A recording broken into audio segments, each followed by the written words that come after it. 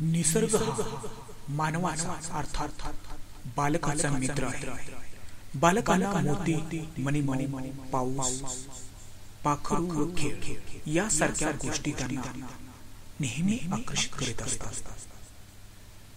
याच विषयावर आजची कविता आहे गवताचं पात. इयत्ता दुसरी साठी.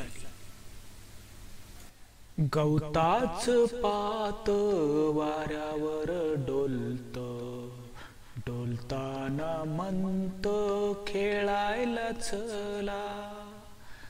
गवताचं पात वाऱ्यावर डोलत, डोलताना म्हणत खेळायला चला.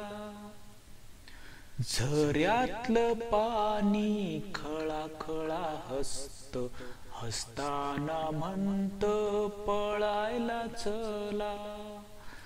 झऱ्यातलं पाणी खळा खळा हसत, हसताना म्हणत पळायला चला.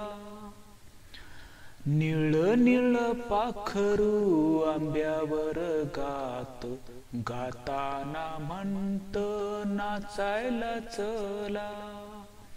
निळ निळ पाखरू आंब्यावर गात, गाताना म्हणतो नाचायला चला. झिमड पावसात गारांची बरसात, बरसात म्हणते वेचायला चला. झिमड पावसात गारांची बरसात, बरसात म्हणते वेचायला चला. छोटासा मोती लपाछपी खेळतो, धावताना म्हणतो शिवायला चला. छोटासा मोती लपाछपी खेळतो, धावताना म्हणतो शिवायला चला. मणीच पिल्लू पायाशी लोळत, लोळताना म्हणत जेवायला चला.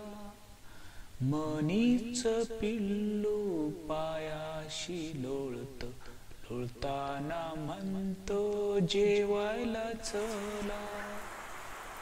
ही कविता होती कवी कुसुमाग्रज यांची आणि गायली होती नामदेव जानकर यांनी.